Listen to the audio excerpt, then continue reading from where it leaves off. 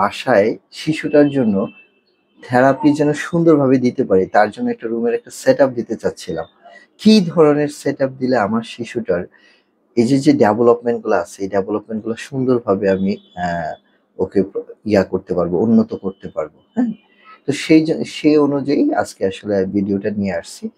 তো আজকে কিছু কথা বলবো কিভাবে আমার শিশুর জন্য একটি নিরাপদ এবং সেন্সরি সমৃদ্ধ এবং শেখা যায় এমন একটা হোম এনভায়রনমেন্ট কিভাবে তৈরি করতে পারি। তো আপনার বাসায় একটা রুম, যেকোনো একটা রুম সিলেক্ট করতে হবে।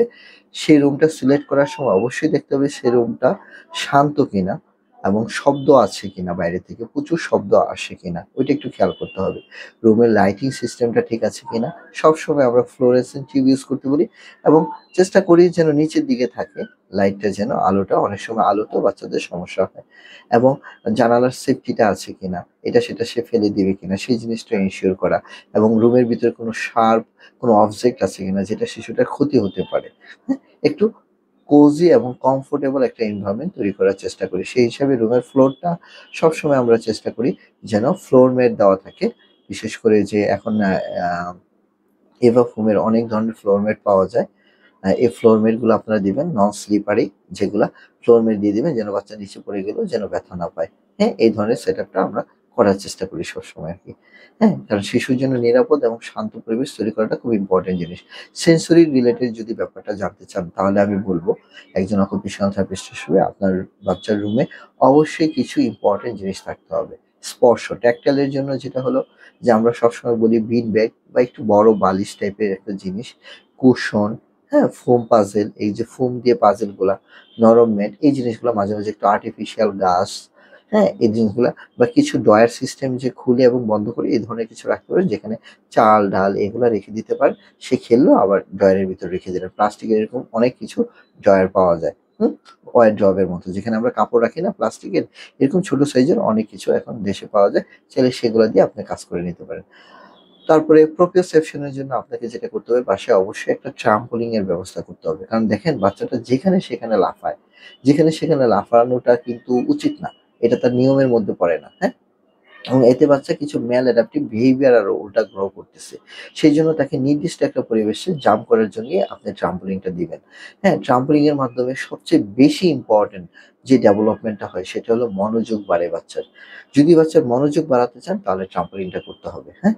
আরেকটা হলো ভেস্টিবুলার সিস্টেম। ভেস্টিবুলার যেটা হলো একটা বাচ্চার স্পিচ ডেভেলপমেন্ট এ সাহায্য করে, আই কনট্যাক্ট এ সাহায্য করে, একটা জায়গায় চঞ্চলতা নিয়ন্ত্রণ করতে সাহায্য করে।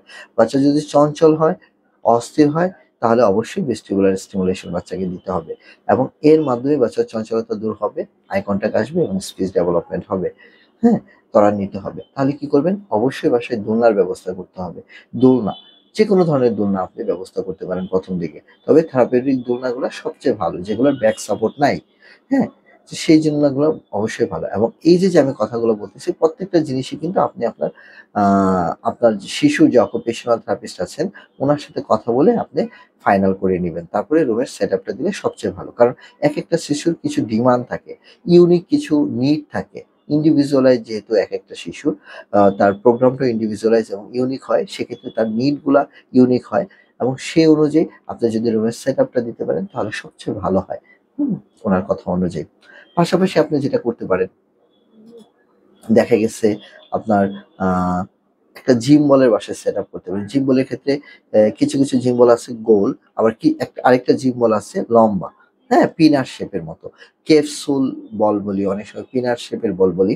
আপনি চাইলে ছোট বাচ্চাদের ক্ষেত্রে লম্বা বলটা ব্যবহার করতে পারেন এবং বড় বাচ্চাদের ক্ষেত্রে গোল প্লেন বলটা ব্যবহার করতে পারেন। কিন্তু বাচ্চার বয়স অনুযায়ী কিন্তু আপনি জিম বলটা কিনবেন। কখনোই ছোট বাচ্চার জন্য বিশাল বড় সাইজের জিম বল কিনবেন না। এই যে স্পাইক বা প্লেন এগুলাতে কোনো কিছু আসে যায় না। হ্যাঁ? তবে যাদের ট্যাক্টাইল সেনসরি সমস্যাটা অনেক বেশি, বিশেষ করে যারা একটু কি বলে একটু লেজি টাইপের, তখন আমরা একটু স্প্রাইটটা দিই। কিন্তু সবাইকে কিন্তু দেওয়া হয় না। তো কাকে কোনটা দেওয়া হয়, না দেওয়া হয় এটা একটু জেনে নিতে হবে আপনাকে। এই ধরনের জিনিসগুলো আপনারা করবেন, হ্যাঁ? তারপরে বিশেষ করে দেখা গেছে যে ট্যাক্টাইল এর কথাগুলো বললাম, ভেস্টিবুলার এর কথা বললাম এবং আ প্রোপ্রিওসেপশন সেনসরি সিস্টেম এর কথা বললাম। তো অ আরেকটা আ যেটা হলো যে ভিজুয়াল সেন্সরি সিস্টেম এর জন্য আপনি চাইলে রুমের একটা কর্নারে বিভিন্ন ধরনের লাইটিং টয়েস রাখবেন এবং টর্চ লাইট দিয়ে রুম অন্ধকার করে তার সাথে খেলতে পারেন। তারপর বোতলের মধ্যে আপনি বিভিন্ন ধরনের পানি দিয়ে কালার রং দিয়ে কারচুপি দিয়ে দিলেন, এগুলা কিন্তু আপনার লক্ষ টাকার খেলনা থেকে অনেক বেশি মূল্যবান। হ্যাঁ, সিম্পল বোতলের মুখটা বন্ধ করে দিলেন, ও শুধু ঝাঁকালো। এতে কি হলো যে এই যে কারচুপিগুলা, এই যে কারচুপিগুলা করতেছে, লাইটিং এর সাথে গ্লেজ দিচ্ছে, তার কিন্তু আই কন্টাক্ট বাড়াতে সাহায্য করতেছে। অনেক সময় আমরা বিভিন্ন মাল্টি কালার ইউজ করে বোতলগুলা রেখে দিই, লাল, নীল, হলুদ, সবুজ, বাচ্চারা এগুলো দেখে খুব মজা পায়। এর মাধ্যমে কিন্তু আই কন্টাক্ট আসতে পারে। এবং আই কন্টাক্টের জন্য যেটা বলছি যে এগুলো হলো সেকেন্ডারি লেভেলের কাজ, টারশিয়ারি লেভেলের কাজ। প্রাইমারি কিন্তু ভেস্টিবুলার সিস্টেম নিয়ে কাজ করতে হবে এবং ভিজুয়াল সিস্টেমটা নিয়ে কাজ করতে হবে। ভিজুয়ালের আরো অনেক ধরনের কাজ আছে, হ্যাঁ? আর চোখে কিছু মুভমেন্ট আছে, কিছু এক্সারসাইজ আছে, সেই কাজগুলা করতে হবে। হ্যাঁ?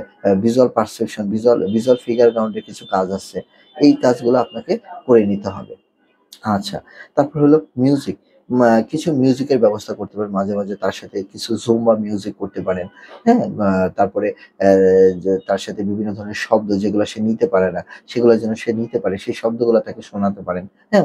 অনেক সময় বলে যে, "স্যার বাচ্চা তো চুল কাটতে দেয় না, নখ কাটতে দেয় না।" সে নখ কাটতে দেয় না। সেই হিসাবে ট্রিমার দিয়ে তাকে খেলতে দিতে পারেন। সাউন্ডের সেনসিটিভিটি গুলা, যেই জিনিসের সাউন্ডের সেনসিটিভিটি আছে, সেই জিনিসগুলা দিয়ে তাকে আসলে সেনসিটিভিটি তার অ্যাডাপ্টেশন পাওয়ারটা বাড়ানোর চেষ্টা করতে হবে। এই জিনিসটা আপনারা করবেন। হ্যাঁ?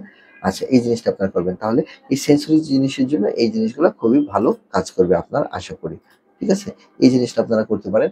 আপনারা চাইলে যে পাইলস অফ ডেভেলপমেন্ট এর কথা বললাম, যে ফিজিক্যাল ডেভেলপমেন্ট, তারপরে intellectual development, PILES, physical, intellectual, language, তারপর হলো তার সোশ্যাল এবং ইমোশনাল ডেভেলপমেন্ট অনুযায়ী কিন্তু আপনি রুমের মধ্যে কি করলেন? একটা সেটআপ দিলেন। সেটআপটা কিভাবে দিবেন?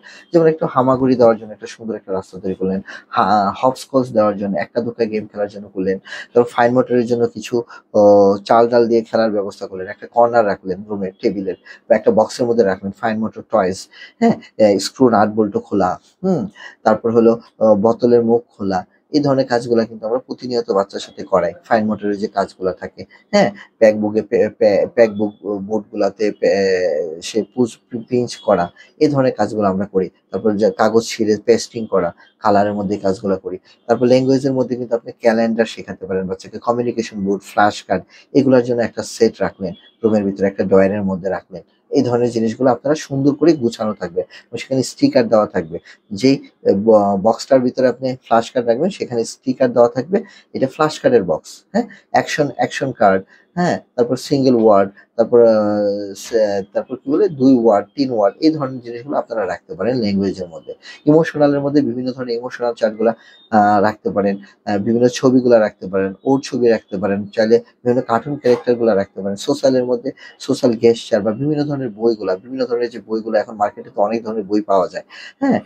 সুন্দর, সুন্দর ব্যবহারের জন্য গুড বিহেভিয়ার কোনটা, ব্যাড বিহেভিয়ার কোনটা, এই ধরনের গল্পের বইগুলা, ইলাস্ট্রেটেড বইগুলা রাখতে পারেন। তাহলে ফিজিক্যালের জন্য আপনি এই কাজগুলা করলেন, এই জিনিসগুলা করবেন।